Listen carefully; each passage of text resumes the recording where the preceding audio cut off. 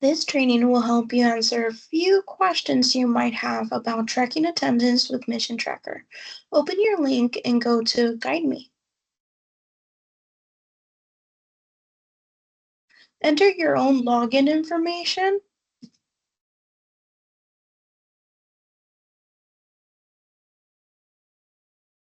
and your own password.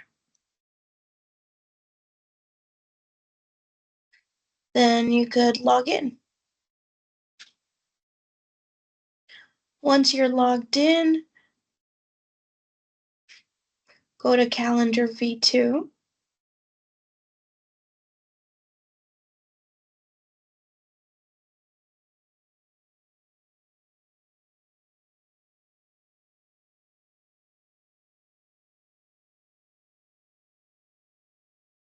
And firstly, I want to remind you that you could filter your calendar by layers, but you could also filter by person. So when you're filtering by person, you could enter your student's name. Let's take, for example,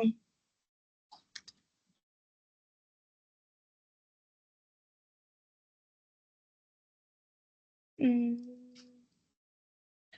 trying to think of a student that might still be in classes.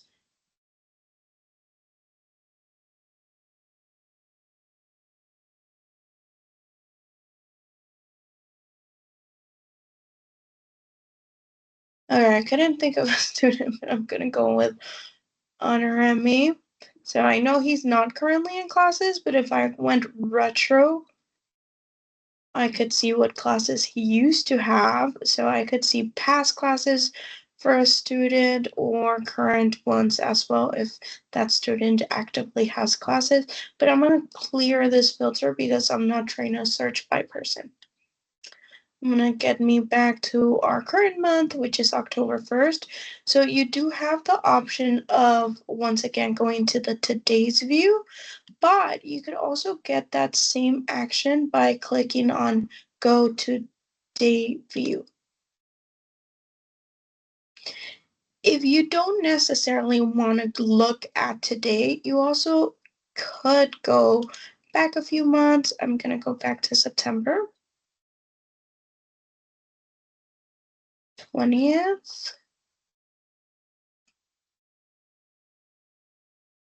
Because let's say that a student comes to me and says, hey, I was absent last week, but I want some makeup work so that I can get credit for last week. I was feeling sick and just couldn't make it to class. I gave him a packet. He returned the packet. So now I want to give him credit for that week that he missed in September. So I could go back to the correct date. So now I know, okay, he missed class on September 20th. And I could go to the event roll call. And before I give him credit for today's class or the class that he had previously missed on, I'm gonna go through what each of these are. So first off, we have client ID. So with client ID, what this is just letting you what the number of the client is so that you could use it in other functions. The next thing is the client's name. By the way, every time I click on this, it'll filter by. So right now it's going with last name alphabetical order. And so a nice thing that this feature gives us is a hyperlink. Most of our volunteers will not be able to access student profiles, so the hyperlink will not take you anywhere. But for staff, you could click on this hyperlink. It'll take you to your student's profile, but you still get a nice little image to remind yourself of who this client might be. Then we get schedule details. So on the top, I'm going to get the students who don't have any details. If I click it again, then I'll get the details. So what this provides is, firstly, what type of learner they are. So Miss Sonia is a visual and auditory learner. And it then gives us a little feedback as to where their spiritual journey is. So we have 4 phases. First is novice, which is someone who's just beginning but does have interest in getting to know our God. After that is journeyman. No, sorry, apprentice. So apprentice is someone who is actively trying to learn more about the Bible, trying to learn how to pray, or whatever it might be. After that, we have journeyman. So journeyman is someone who has been in a journey to build a relationship with God or strengthen their relationship with God for a while now and has a clear understanding of what that might look like. Lastly, and we're not going to have too many, but the last one is I believe it's master.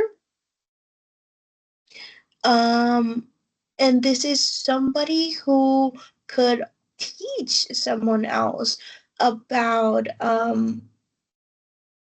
how to build a relationship with God. This is someone who might have gone through seminary, which we sometimes do have clients with that background. Um, but you might also get other information such as student is equally oh no, this is just giving more detail. But here we have Timothy who needs an IEP. This means that the advocate is still working on that process. We might get other details like this student could get overwhelmed in crowds. So this will give you a little bit of an idea of how to place the student in the class, or if you see that the group you assigned them to is getting too loud, you might want to step back and intervene in that group. So it'll give you a little idea of how to respond and interact with each of your clients or students in your roster. Lastly, we do have attendance.